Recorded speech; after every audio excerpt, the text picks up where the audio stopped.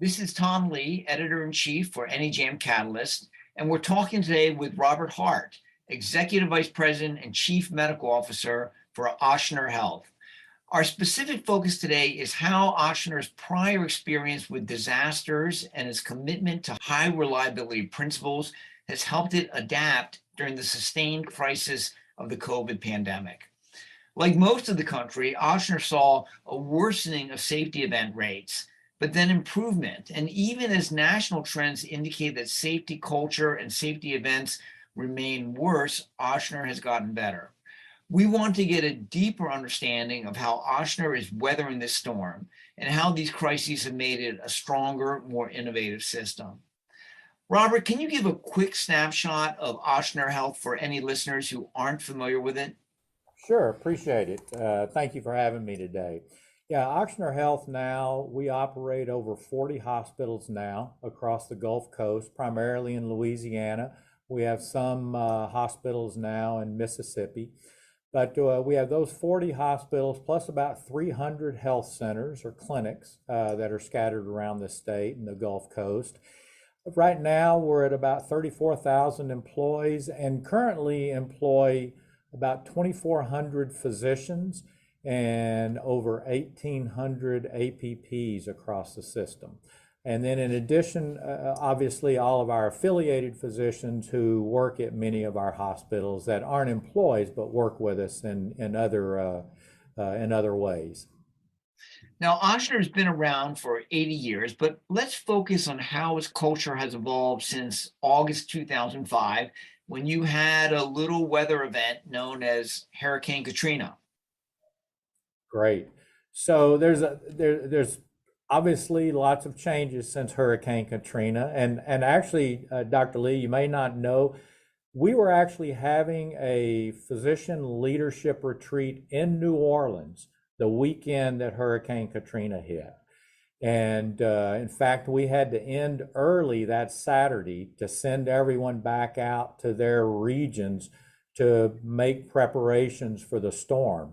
So we had just had a big meeting, really began to think through actually a whole idea around the culture of yes, of how we want to be available for our patients. And then we left New Orleans, some of us that were in outlying regions, others, obviously, the ones working here in New Orleans stayed here and went out and made preparations for Hurricane Katrina.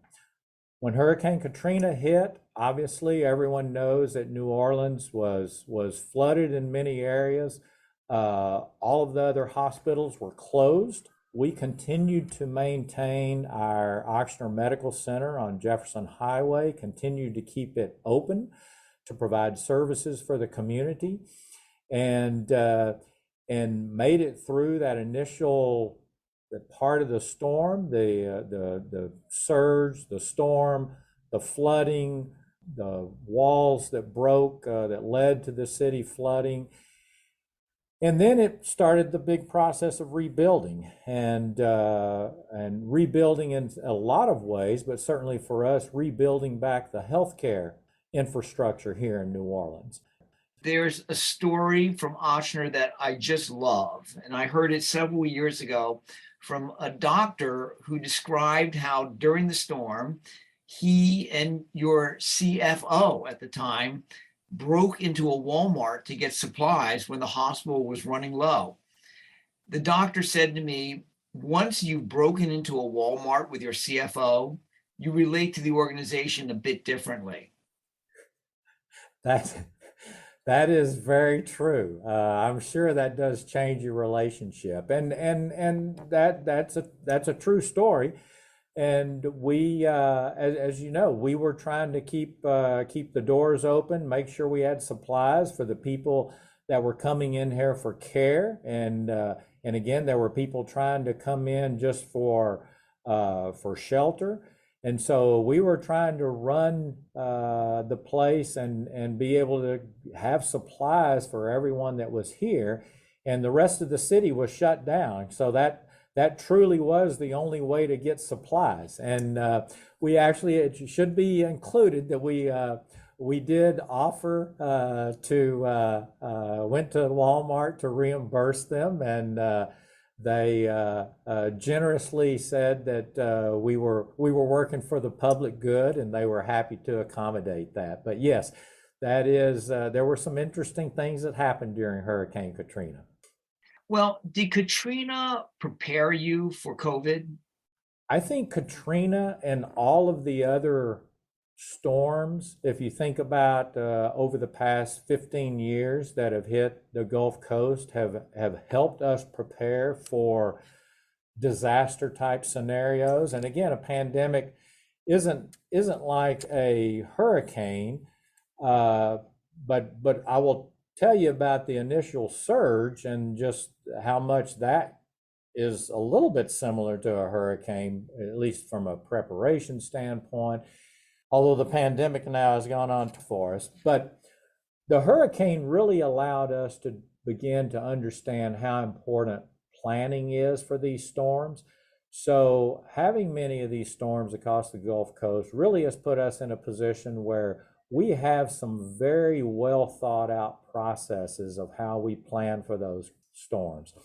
The other thing that it forced us to do, and which is, again, great for our communities, is we've put in place generators that can run all of our hospitals. And I'm not talking about just keeping a few lights on. I'm talking about actually running the hospitals if we get cut off from our energy sources during a storm.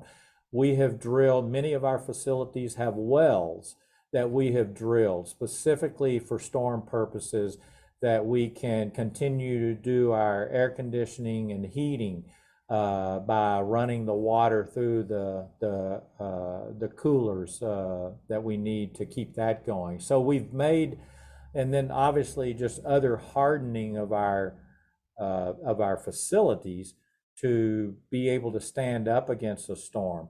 And there's always a new curve thrown every time, as you can imagine, because we never know ahead of time exactly which area is going to get hit. But all of those things have allowed us to accommodate for these storms better. We have high water vehicles. We have even boats that we have purchased so that we have our own, what we call our Ochsner Navy, if we need it. To get to an area that might be flooded, and we need boats to get there. So the Katrina experience and the other storms have really led us to understand how important that planning can be. And with those good plans, allow us to continue to provide the quality care that we think patients deserve, even in those worst times of the storms being here. Well, preparations for that kind of storm is important, but the extent to which it prepares you for the other kinds of storms that happen. I mean, you've told me about the incredible rise in rates that you had in your hospital between March 11th and April 7th, really just 4 weeks in 2020. When that rise occurred, what happened with safety events at Ochsner? So over the course of that time, and you're right, we went from our first patient on March 11th to 973 COVID patients in our system on April 7th. So less than a month. So I sometimes have to step back and think about that. Almost 1,000 patients with COVID were in our hospital, came into our hospitals within a month, less than a month time period. So what happened then, obviously, we were working every day to build more ICUs, to open up more floors, to bring in more staffing. And that staffing included more nursing help, bringing people in from areas of the hospital or areas of clinic or procedure areas that weren't normally in the day-to-day patient care areas, so that we had a lot of people learning new processes. Now, we had our core staff that was there to continue to educate and teach people, but what we did see, like the rest of the country, is things like Some of our hospital-acquired infections went up. Our central line associated bloodstream infections, our CAUTIs went up because some of our processes, we were not able to focus on them as well as we had a lot of new people in those areas. Again, our core staff was there continuing to educate, make people aware, but with the number of patients that we had in, and also the length of stay. We had a lot of long-term patients that stayed in our ICUs for weeks and weeks. And so that risk of CLABSI or central line infections and catheter infections definitely went up. Everyone in the country can identify with the worsening, but then you improved at your safety rates. You bounce back, and that's really a different story. So how did that happen? Yeah, so like I said, we had a lot of people in our hospital doing work, whether they were agency nurses coming from other places, but we had put into place a lot of processes around our patient care, and specifically looking at our hospital-acquired infections, to continue to focus on those and continue to, like I said, educate as we went. So as we began to get more comfortable with our COVID patients, and as we continued to stress a lot of the processes and procedures that we had in place, we were actually, as the pandemic has played out, even as we continue to maintain COVID patients in our facilities, as we continued to educate and really kept doubling down our resources and our focus on those processes, and really focusing on where were we failing, where were we missing things, and continue to look closely at those areas. Pleasantly, as we begin to come out of the surges, and even the last surge, I was very pleased to see that we were continuing to make some nice progress in our percentage as you look at our incidence of hospital-acquired infection. Those began to come down, even as we were still in our fifth surge and our sixth surge, which certainly hasn't been as great, but we've seen those infections come down. And I think it's about, we've got some unit-based APPs whose job it is to really focus on those infections. We've got dedicated resources to really monitoring those catheters, the urinary catheters, the central lines, looking at pressure ulcers, making sure we're turning those patients. So it's really just refocusing and continuing to educate everyone on the processes that we have in place and making sure we're continuing to follow them. So it sounds like, despite the distractions of the flood of patients with a very serious problem, you were able to maintain your focus on your commitments to high reliability principles of safety and other forms of quality. Is that a fair way of putting it? Yes. We continue to really look at, again, those processes that we had, looking at safety. We continue to stress those as new people came into our facilities. And certainly we had, again, our core personnel who were continuing to drive that message to everyone that came into our hospitals. And so, like I said, even with the fifth surge, we began to see our hospital-acquired infections gradually tick down, and very pleased with the trend that we're seeing even now in 2022 as those begin to come down. And we've got those protocols in place, really making them work. Right as COVID hit, actually it was March 12th that we were going to have an NEJM Catalyst meeting at Ochsner. And we picked Ochsner as a site because we consider it one of the most innovative systems for chronic disease care. Now, we canceled that meeting in March of 2020 for obvious reasons. But as we think about the future now, what are you hoping Ochsner will be known for by its patients and your colleagues? So I would like to think that we're going to be known for the quality that we deliver, but also for the overall care that we give, not only those patients that are sick and in our hospitals, but also the care that we give our patients in trying to keep them well.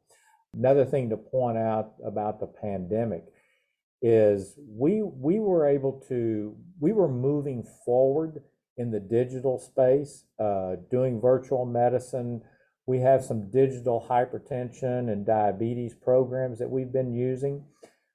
But an example of what the pandemic did and the lockdown is in 2019, we cajoled, we begged, we pleaded, we were able to get our physicians to do 2,000 virtual visits in 2019 because we had a lot of people that had the technology, we had trained them, ready to go on it, which put us in a good place because in 2020, when the lockdown hit, we went from the 2,000 visits that we had in 2019 to over 200,000 virtual visits.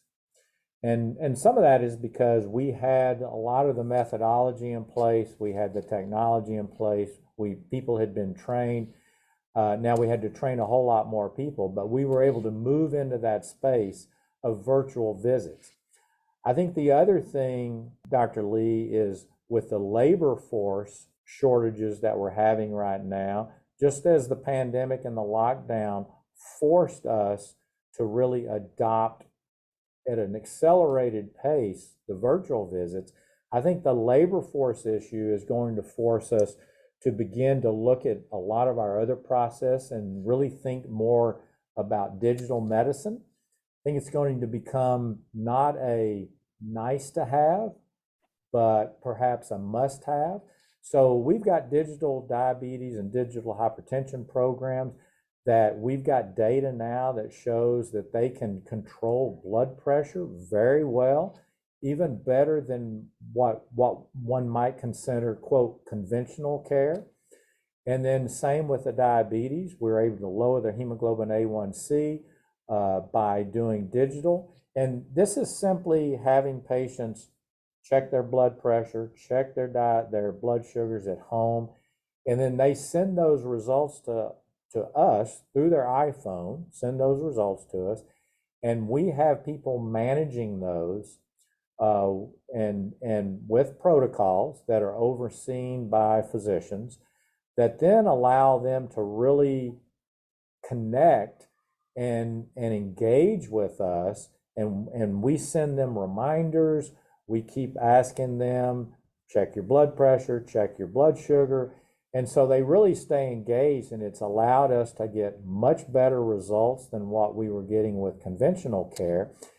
And it's in a way that the patient doesn't have to come to the office necessarily.